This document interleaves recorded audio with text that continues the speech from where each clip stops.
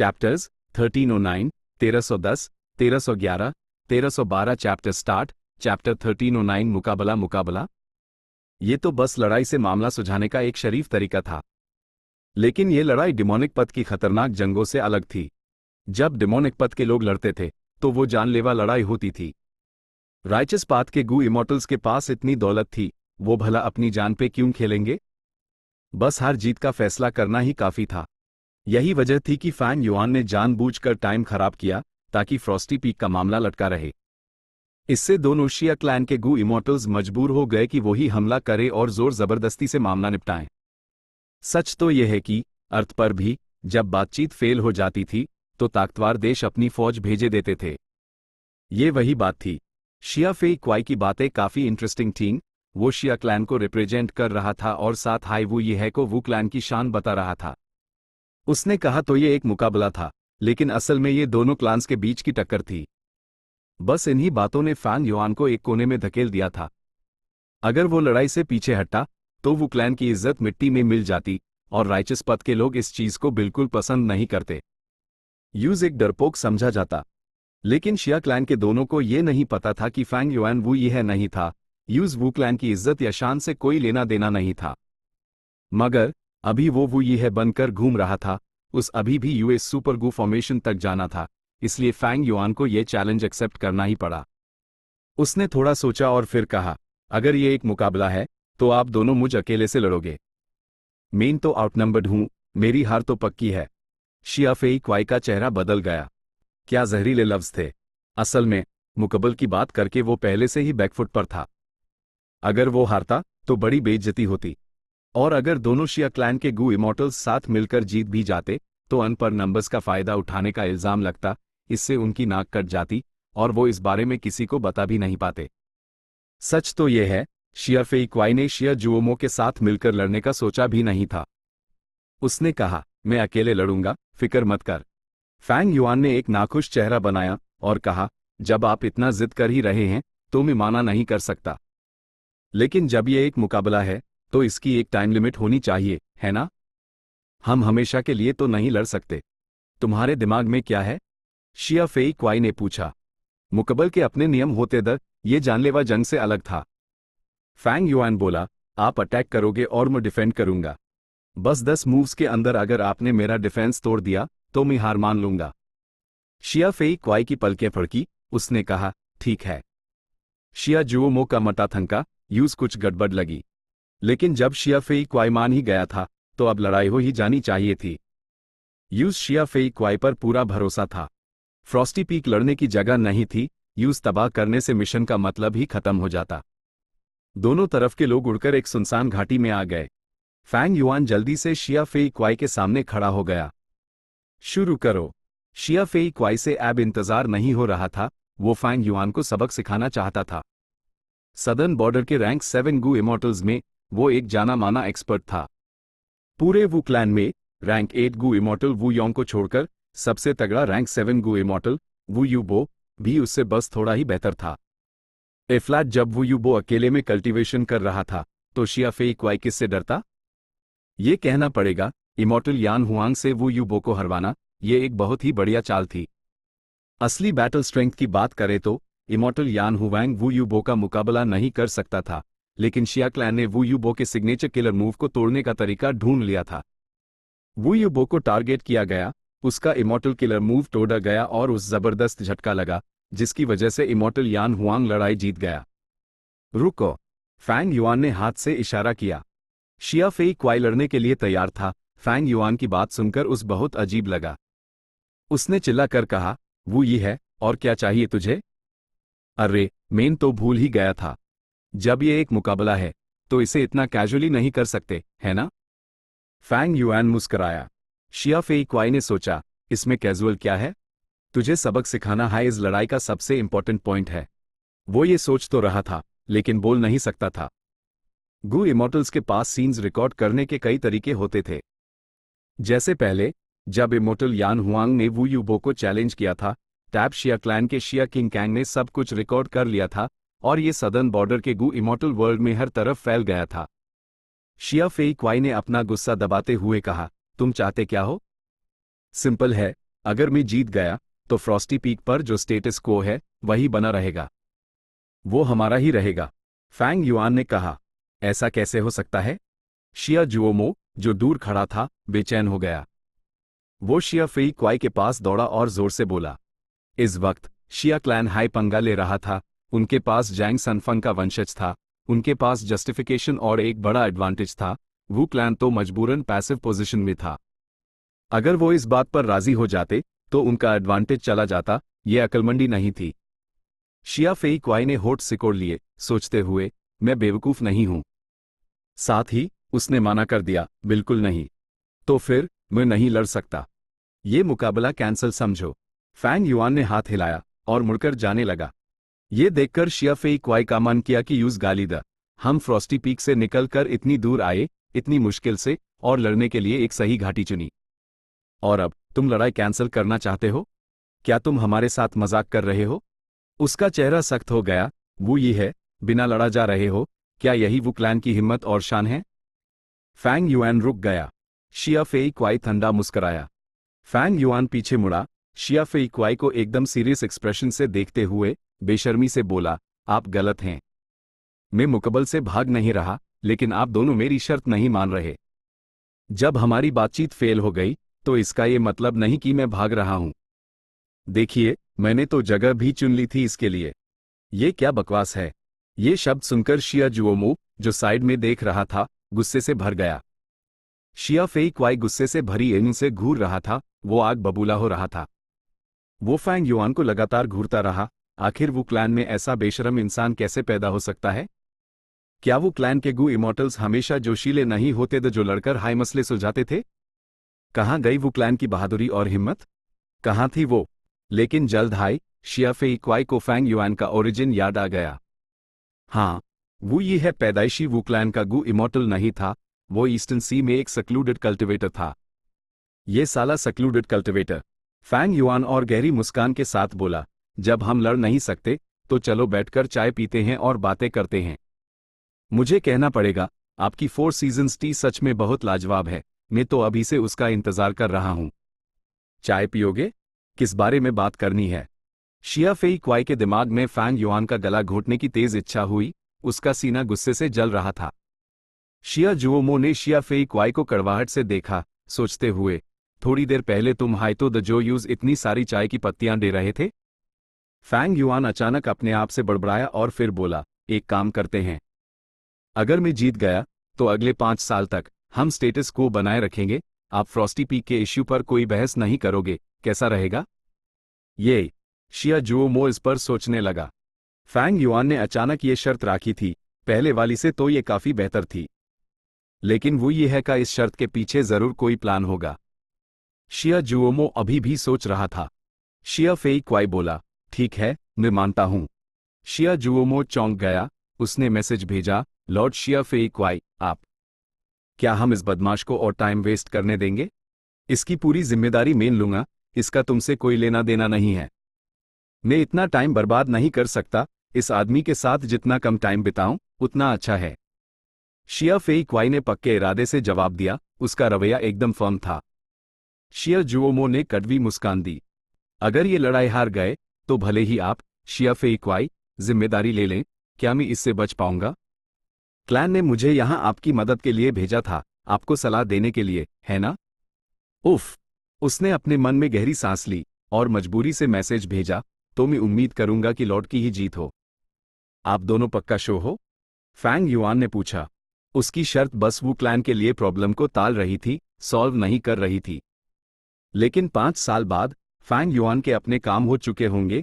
उसके बाद वो क्लैन का क्या होता है, किसे परवाह? हम सुरे हैं। इस बार शिया फेई क्वाई नहीं, शिया जुओमो बोला। ठीक है। फैंग युआन धीरे से पीछे उड़ा, एक अजीब ढंग से बोलते हुए, असल में मैं लड़ना नहीं चाहता था। इससे हमारे रिश्ते खराब होते हैं। लेकिन लॉर्ड शिया फेई क्वाई इतनी जिद कर रहे थे, तो आपने जो 4 सीजन्स टी की पत्तियां मुझे दी थीं, उनके खातिर मैं इसके लिए तैयार हूं। अस चाय का जिक्र बैंड करो और लड़ो। शिया फेई क्वाई दहाड़ा। उसकी आंखें खून से लाल हो चुकी थीं। उसके शब्द खत्म होने से पहले ही फैंग युआन का शरीर चमका और एक डिविनेशन कछुए में बदल गया। शिया फेई क्वाई हैरान रह गया। फैंग युआन इतनी देर से टाइम वेस्ट कर रहा था, लेकिन अब वो इतनी तेजी से ट्रांसफॉर्म हो गया, ये काफी अजीब था। फिर से डिविनेशन कछुआ। शिया जुओमो ने मटासिकोद। डिविनेशन कछुए का विशाल शरीर घाटी में अपने 4 स्तंभों जैसे पैरों पर खड़ा था। इसने पूरी घाटी को भर दिया था। पूरा डिविनेशन कछुआ गहरे रंग का था, उसके शेल पर तरह तरह के निशान, हजारों या शायद लाखों, वो बहुत ध्यान खींच रहे थे। शिया जुओमो ने उन्हें थोड़ी देर देखा ही था कि उस चक्कर आने लगे, उसने जल्दी से देखना बैंड कर दिया। शिया फेई क्वाई को उम्मीद नहीं थी कि फैंग युआन अभी एक इमॉर्टल किलर मूव इस्तेमाल करेगा। आमतौर पर जब गु इमॉर्टल्स लड़ते थे, वो पहले एक दूसरे को परखते थे। फैंग युआन ने वो सब छोड़कर सीधा अपना ट्रम्प कार्ड इस्तेमाल कर दिया। इसका सख्त शेल इस डिविनेशन कछुए की डिफेंसिव पावर दिखाता है। कोई हैरानी नहीं कि उसने लड़ाई का ये तरीका चुना। ये सोचते ही शिया जुओमो का माथा और भी गहरा सिकुड़ गया। वे क्या करूं? शिया फेई क्वाई हिचकिचाया। उस नहीं पता था कि वो ये है किस चीज में माहिर है, लेकिन फैंग युआन जानता था कि वो किस चीज में अच्छा है। शिया फेई क्वाई बस एक पाल के लिए हिचकिचाया और फिर हमला कर दिया। पहला मूव, उसने अपनी मुट्ठी उठाई और उस बैंड किया। हवा में तैरते हुए उसने घाटी में डिविनेशन कछुए पर निशाना लगाया और एक पंच मारा।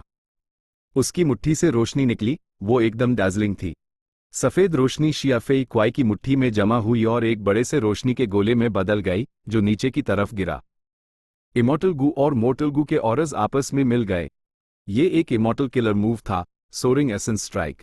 चैप्टर 13:10 बड़ी बेइज्जती हुई जब फैंग युआन ने इमॉर्टल किलर मूव इस्तेमाल किया था, तो शिया फेई क्वाई के पास भी इमॉर्टल किलर मूव इस्तेमाल करने के अलावा कोई चारा नहीं था। एक बिल्कुल सफेद रोशनी का गोला आम स्पीड से आगे बढ़ा, जिसमें लाइट पथ की स्पीड का कोई एडवांटेज नहीं दिख रहा था। लेकिन जैसे ही वो हवा में उड़ा, उसने हवा को साइड में धकेल दिया। एक भिनभिन्ने की आवाज आई। बूम! शराब के मटके जितना बड़ा रोशनी का गोला एक पहाड़ के वजन की तरह डिविनेशन कछुए की पीठ पर डे मारा, जिसने कछुए को जमीन में धंसा दिया। विशाल डिविनेशन कछुआ जमीन में 1 फुट से ज्यादा अंदर धंस गया था। शिया फेई क्वाई का मूव वाकई पावरफुल था, लाइट पाथ स्पीड के लिए मशहूर था, लेकिन शिया फेई क्वाई का ये सोरिंग एसेंस स्ट्राइक बिल्कुल उल्टा था। ये एक भारी मूके की तरह था और दुश्मन अक्सर उसकी ताकत से हैरान रह जाते थे। लेकिन फैंग युआन का डिविनेशन कछुआ बिल्कुल ठीक ठाक था। है? शिया फेई क्वाई की युग अपने हमले का नतीजा देखकर लगभग बाहर निकल आई थी। डिविनेशन कछुए पर एक खरोंच तक नहीं आई थी। ये तो होना ही था। शिया फेई क्वाई के मूव ने लाइट पाथ का इस्तेमाल करके स्ट्रेंथ पाथ की नकल की थी। ये एक यूनिक मूव माना जाता था। वहीं फैंग युआन का डिविनेशन कछुआ ट्रांसफॉर्मेशन एक रैंक 7 इमॉर्टल किलर मूव था, जिसमें चेंज फॉर्म इमॉर्टल गु और डिविनेशन टॉर्टस शेल इमॉर्टल गु को थे। खासकर दूसरा वाला, सिर्फ यूज एक्टिवेट करने से हाई फैंग युआन को एक ऐसा कछुए का शेल मिल सकता था जो एक एंशिएंट डिविनेशन कछुए से कमजोर नहीं था।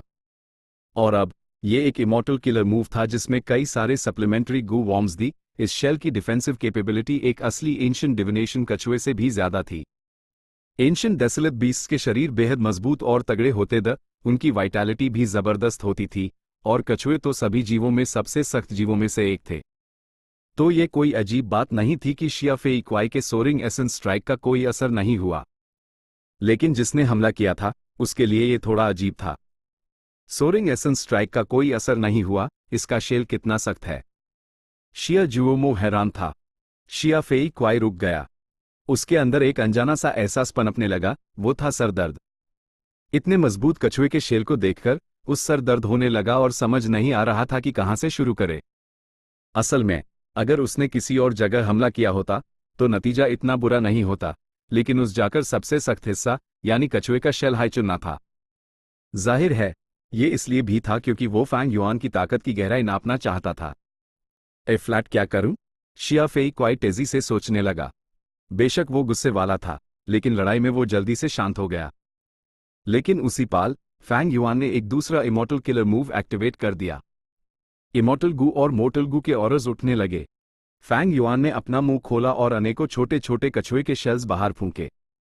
छोटे कछुए के शेल्स का अपीयरेंस बिल्कुल डिविनेशन कछुए के शेल जैसा था, बस वो काफी छोटे थे।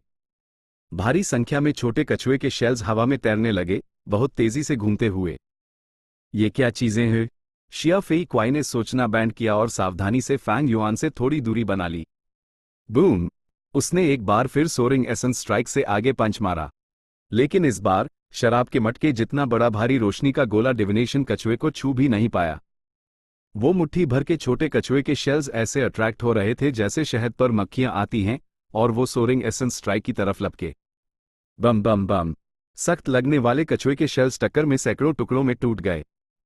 लेकिन सोरिंग एसेंस स्ट्राइक भी पूरी तरह से कंज्यूम हो गया और आखिर में एक हल्की सी रोशनी के टुकड़े में बदलकर हवा में बेचारगी से गायब हो गया। इमॉर्टल किलर मूव, वज्र शेल। ये वो इमॉर्टल किलर मूव था जिसे फैंग युआन पहले से परफेक्ट कर रहा था, अपने डिविनेशन कछुआ ट्रांसफॉर्मेशन के साथ मिलाकर। ये पहली बार था जब इसे सदर्न बॉर्डर और यहां तक कि 5 रीजन्स में दिखाया गया था। इस इमॉर्टल किलर मूव का कोर रैंक 6 इमॉर्टल गू वज्र थॉट था, लेकिन इसमें रैंक 7 परसिवियरेंस इमॉर्टल गू के साथ साथ बहुत सारे मोर्टल गू भी जोड़े गए थे। इसकी ताकत जाहिर है काफी बढ़ गई थी। फैंग युआन का टाइम और एनर्जी बर्बाद नहीं हुआ था। ये कछुए के शेल्स असल में थॉट्स हैं। शिया जुओमो की ईद से तेज रोशनी निकली जब उसने इस राज को समझ लिया। वो एक विजडम पाथ गू इमॉर्टल था और हर तरह के थॉट्स के प्रति बहुत सेंसिटिव था। ये वो एरिया था जिसमें वो माहिर था। जहां तक शिया फेई क्वाई की बात है, उसने लाइट पाथ कल्टिवेट किया था, विजडम पाथ नहीं। भले ही वो रैंक 7 था, यूज शिया जुओमो के बताने के बाद ही पता चला। शिया जुओमो, तुम काफी जानकार हो। तुम दोनों की जोड़ी खूब जमती है। डिविनेशन कछुए ने इंसानी भाषा में कहा, उसके टोन में तंज भरा हुआ था। असल में फैंग युआन ने इसे छिपाने का इरादा नहीं किया था, बस डिविनेशन कछुआ ट्रांसफॉर्मेशन के साथ मिलकर ये सुनहरे थॉट्स गहरे रंग के कछुए के शेल्स में बदल गए थे। छोटे मुंह, शांत रहो, वे इसका शेल तोड़ दूंगा, शिया फेई क्वाई ने कहा। शिया जुओमो ने HMPH किया, लेकिन और कुछ नहीं बोला। फैंग युआन से बेइज्जती करवाकर उसका चेहरा उतर गया था। शिया फेई क्वाई ने अपनी अर्न बैंड कर ली। उसने तैयारी शुरू कर दी। हर तरह के गू वॉर्म्स के ऑरस उभरने और जुड़ने लगे और फिर तेजी से फैलने लगे। रेड डेट इमॉर्टल एसेंस तेजी से खर्च हो रहा था। साथ ही उसने अपनी बाहें फैलाई और धीरे धीरे अपने हाथों को अपने सर के ऊपर जोड़ लिया। रोशनी उसके अंदर से एक फव्वारे की तरह उभरी, उसके हाथों के बीच जमा होने लगी। वो अभी भी एनर्जी जमा कर रहा था। रोशनी कंट्रोल में थी, लेकिन एक शक्तिशाली ऑरा उठने लगा जो और भी ज्यादा खतरनाक होता जा रहा था। फैंग युआन ने अपना कछुए का सर नीचे किया और अपने पैरों को जमीन पर एक शांत काले पहाड़ की तरह मजबूती से जमा लिया। लेकिन साथ ही उसके आसपास के छोटे कछुए के शेल्स उड़ते रहे, उनकी संख्या बेहद तेजी से बढ़ रही थी। पहले लगभग 10,000 लेकिन जल्दी संख्या 20,000, 30,000, 40,000 पार कर गई। उनकी बढ़ोतरी बेहद तेज थी। रैंक 6 वज्र थॉट इमॉर्टल गू अकेले हाई 10,000 वज्र थॉट्स बना सकता था। ए फ्लैट एक इमॉर्टल किलर मूव के रूप में इसका असर एक और लेवल ऊपर चला गया था। सबसे जरूरी बात यह थी कि फैंग युआन का शरीर इस वक्त विजडम पाथ डाओ मार्क्स से भरा हुआ था। असल में फैंग युआन के पास ज्यादा विजडम पाथ डाओ मार्क्स नहीं थे, लेकिन उसके पास ट्रांसफॉर्मेशन पाथ डाओ मार्क्स थी और वो काफी ज्यादा थे। उसने बहुत से ट्रांसफॉर्मेशन पाथ गू इमॉर्टल्स को मारा था और उनके सारे डाओ मार्क्स अपने अंदर ले लिए थे। सबसे बड़ी कामयाबी तब मिली जब उसने वो ये है और रीजनल वॉल के अंदर डू इमॉर्टल्स को मारा था। सिर्फ इससे हाई फैंग युआन को लगभग 50,000 ट्रांसफॉर्मेशन पाथ डाओ मार्क्स मिल गए थे। 1,000 डाओ मार्क्स असर को डबल कर सकते थे। 10,000 डाओ मार्क्स 10 गुना एम्प्लीफिकेशन दे सकते थे। 50,000 डाओ मार्क्स का मतलब 50 गुना एम्प्लीफिकेशन। इसका क्या मतलब था? आम रैंक 7 गू इमॉर्टल्स के पास उनके में पद के लगभग 10 से 30,000 डाउ मार्क्स होते थे। शिया फेई क्वाई एक रैंक 7 एक्सपर्ट था, उसके लाइट पाथ डाउ मार्क्स 30,000 से ज्यादा थे। लेकिन वो फैंग युआन से कैसे मुकाबला कर सकते थे? नतीजा ये हुआ कि शिया फेई क्वाई और शिया जुओमो बस एरे फाड़ेस तेजी से बढ़ते छोटे कछुए के शेल्स को देखते रहे जो जल्द ही पूरी घाटी को कवर कर चुके थे और आगे भी फैल रहे थे। काले और घने कछुए के शेल्स की संख्या टिड्डियों और चींटियों की तरह लग रही थी। शिया फेई क्वाई का चेहरा गंभीर हो गया। ये छोटे कछुए के शेल्स इतनी कम देर में इतनी बड़ी संख्या में बढ़ गए थे, जो दूसरों पर एक भारी मानसिक दबाव डाल रहे थे। लेकिन शिया फेई क्वाई ने मुकबल के हालत का फायदा उठाया। जो नियम उन्होंने तय किया था, उसके मुताबिक फैंग युआन सिर्फ डिफेंड कर सकता था, अटैक नहीं। इसलिए फैंग युआन इन छोटे कछुए के शेल्स से शिया फेई क्वाई पर हमला नहीं कर सकता था। शिया फेई क्वाई ने अपने मन को शांत किया और अपना इमॉर्टल किलर मूव एक्टिवेट किया। Light path immortal killer move, saw light wheel. उसके दोनों हाथ, जो उसके सर के ऊपर थे, एक साथ नीचे की तरफ काटे। एक चमकदार रोशनी का पहिया शिया फेई क्वाई के हाथों से निकल कर उड़ा। रोशनी का पहिया तेजी से बड़ा हुआ और जल्द ही एक नाव के साइज का हो गया। रोशनी का पहिया लगातार घूम रहा था, उसके किनारे आरी के दांतों से भरे थे। बढ़िया, शिया जुओमो ने मन ही मन खुशी से कहा। कछुए के शेल्स सख्त हैं, लेकिन ये मूव टारगेट को काट देता है। भले ही कछुए के शेल्स कितने भी सख्त क्यों ना हो, वो कट ही जाएंगे। लेकिन अगले हाई पैल, स्विश स्विश स्विश, अनगिनत कछुए के शेल्स उठकर आ गए। क्रैक क्रैक क्रैक, कछुए के शेल्स के एटीएम घाटी हमले के नीचे लाइट व्हील बस थोड़ी दूर तक ही उड़ सका और फिर पूरी तरह से नाश हो गया। शिया जुओमो, शिया फेई क्वाई, फैंग युआन ने जोर से तारीफ की। जबरदस्त किलर मूव, यह मूव कमाल का है, इसने मेरे 6000 से ज्यादा थॉट्स को तबाह कर दिया। ये शब्द शिया जुओमो और शिया फेई क्वाई के गाल पर एक थप्पड़ की तरह थे। शिया फेई क्वाई को इस इमॉर्टल किलर मूव के लिए तैयारी में काफी वक्त लगा था। आमतौर पर इमॉर्टल किलर मूव की तैयारी का टाइम जितना कम हो उतना अच्छा होता है, क्योंकि अगर ज्यादा टाइम लगे तो उस आसानी से डिसरप्ट किया जा सकता है। एक बार इमॉर्टल किलर मूव का एक्टिवेशन डिसरप्ट हो गया तो बैकलैश होता है, जिससे अक्सर गु इमॉर्टल को भारी चोट लगती है।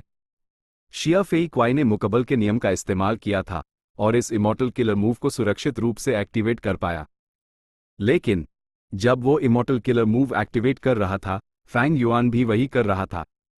शिया फेई क्वाई ने 100 लाइट व्हील एक्टिवेट किया।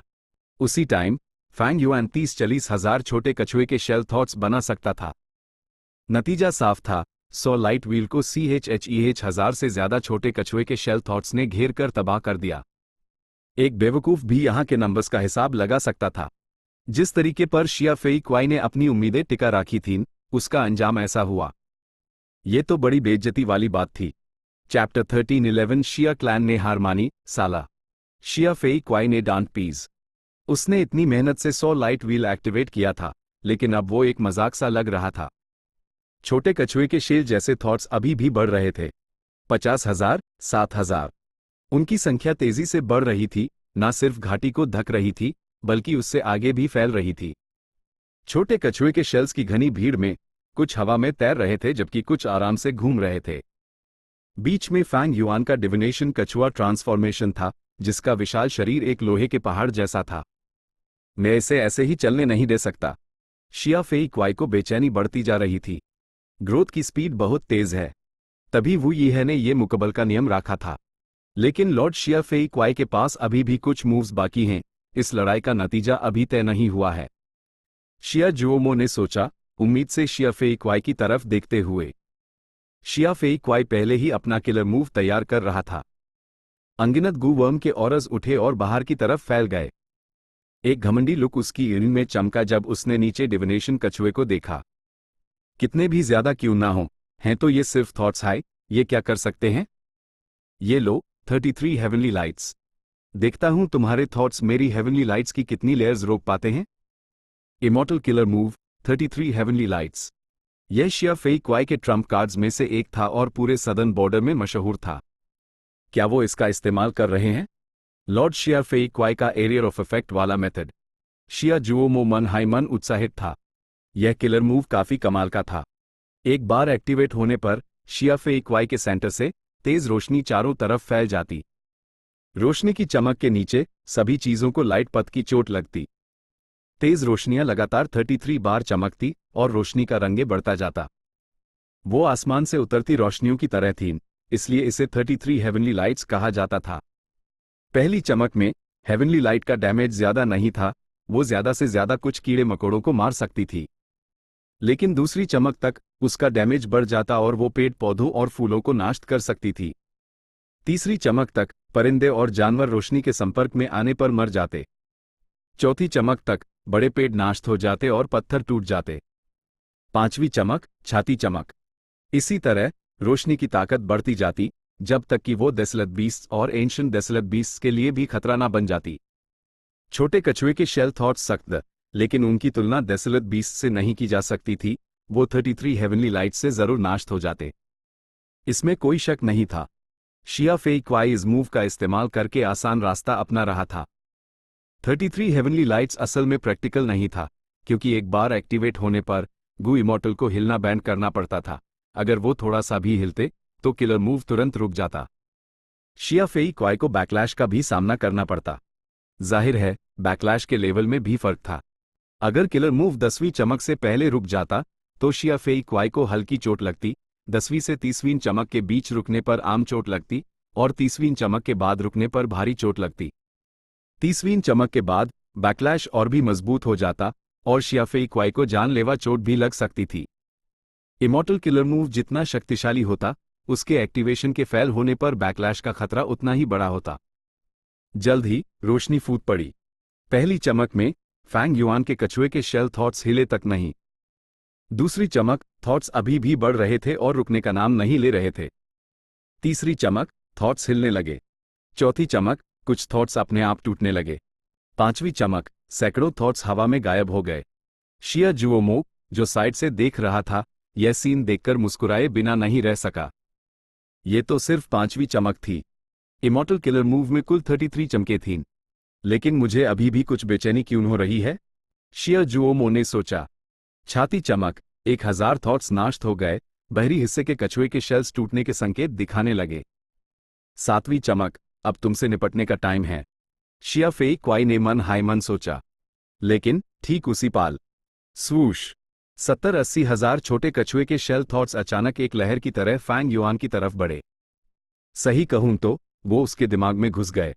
जिस डिविनेशन कछुए में वो बदला था, वो एक wisdom path ancient desolate beast था। उसका दिमाग बेहद विशाल था और 70-80 हजार थॉट्स रखना उसके लिए कुछ भी नहीं था। क्या? शिया फेई क्वाई हैरान रह गया। शिया जुओमो ने अपना सर पीटा और मन ही मन नफरत से कहा, अब समझा मुझे बेचैनी क्यों हो रही थी। ये छोटे कछुए के शेल्स असल में तो थॉट्स हैं। जब ये थॉट्स हैं तो गु इमॉर्टल उन्हें अपने दिमाग में वापस स्टोर कर सकता है। नतीजा ये हुआ कि घाटी को भरने वाले 70-80 हजार थॉट्स पूरी तरह से गायब हो गए और फैंग युआन के दिमाग में चले गए। सिर्फ एक विशाल डिविनेशन कछुआ बचा था जो चुपचाप जमीन पर पड़ा था। हवा में शिया फेई क्वाई का इमॉर्टल किलर मूव अभी भी जारी था। 7वीं चमक, 8वीं चमक, 9वीं चमक, लेकिन वहां कोई थॉट्स नहीं थे। इन शक्तिशाली रोशनियों का कोई मतलब नहीं था। मगर इमॉर्टल किलर मूव अभी भी एक्टिवेशन प्रोसेस में था और उस लापरवाही से रोका नहीं जा सकता था।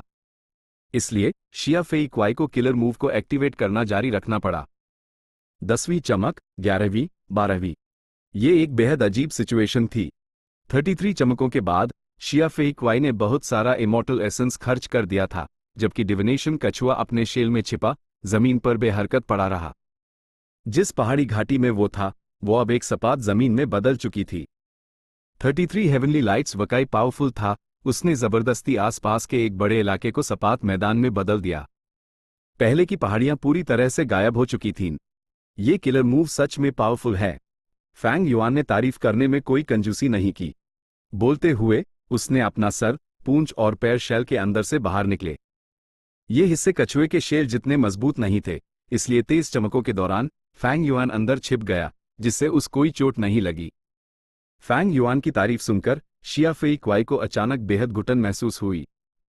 बहुत बेशरम है, शिया जुओमो ने दांत पीसे फैंग युआन को नफरत से देखते हुए।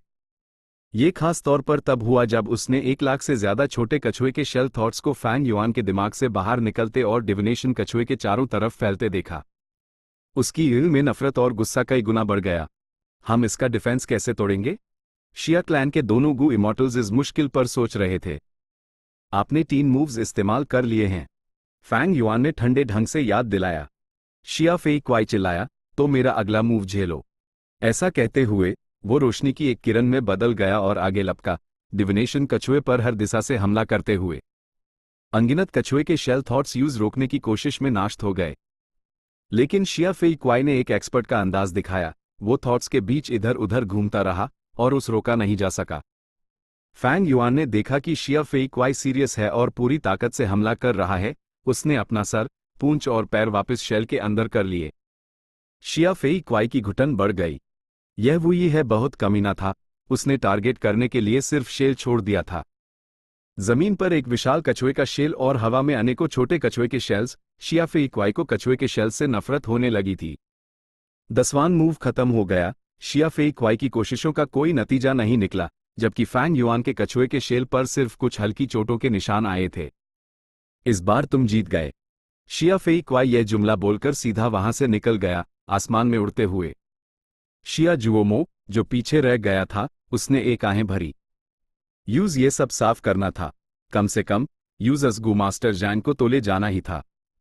5 साल बाद मुझे वापस आकर तुमसे मिलना होगा। शिया जुओमो भी थोड़ा गुस्से में वहां से चला गया। चैप्टर 13-12 फ्रॉस्टी पीक की लूटपाट। शिया क्लैन के गू इमॉर्टल्स मुकाबला हार गए और बिना कोई हंगामा किए चले गए। फैंग युआन ने अपना ट्रांसफॉर्मेशन रोका और इंसानी रूप में वापस आ गया, फ्रॉस्टी पीक पर लौटकर। फ्रॉस्टी पीक का मॉर्टल गू हाउस ले जाया जा चुका था। अब वहां सिर्फ एक बर्फीला पहाड़ बचा था जिससे हर तरफ से ठंडी हवा निकल रही थी। फैंग युआन ने धीरे से आहें भरी। उसका दिल शांत था, जैसे एक बिना लहरों वाला कुआं। जीत उसके लिए इतनी भी खास नहीं थी कि वो यूएस पर घमंड करे। शान जैसी चीज उस कप का छोड़ चुकी थी।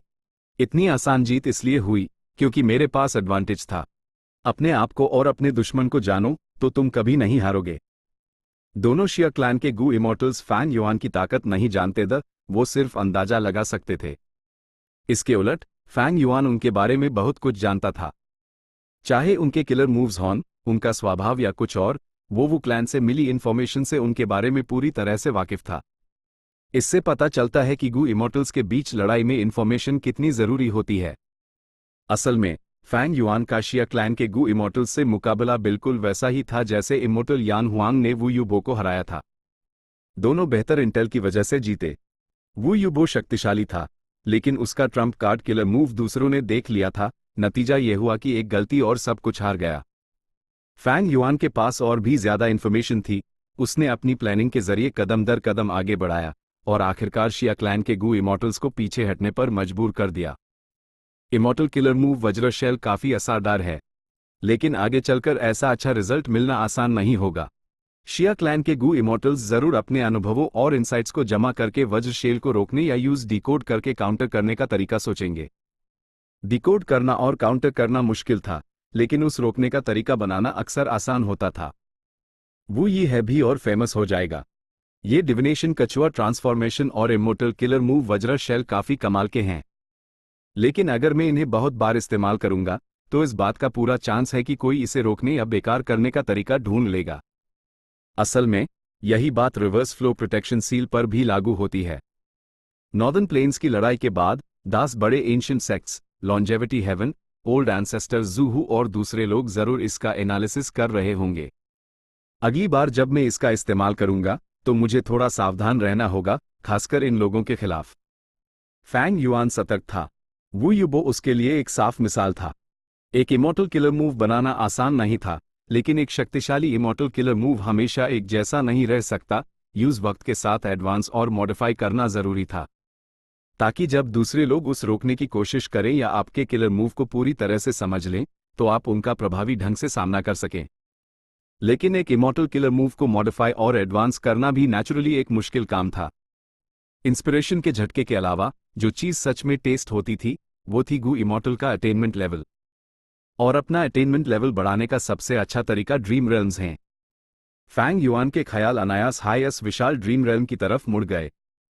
ड्रीम रेल्म्स के बड़े पैमाने पर उभरने की वजह से फैंग युआन की पिछली जिंदगी में पांचों रीजन्स की केओटिक वॉर के दौरान हर तरह के किरदार एक के बाद एक उभार रहे थे, जिससे केओस और अव्यवस्था से भरा एक महान युग बन रहा था। बदकिस्मती से मुझे वो क्लैन ज्वाइन किए ज्यादा टाइम नहीं हुआ है। सुपर गू फॉर्मेशन में जाने की जिद भरी रिक्वेस्ट करना संदिग्ध लगेगा।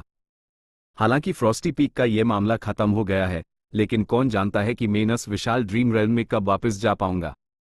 बेहतर है कि मैं अपने सामने के काम निपटा लूं और बाकी सब फ्लो के साथ चलने दूं। फैंग युआन ने सोचते हुए फ्रॉस्टी पीक पर लैंड किया।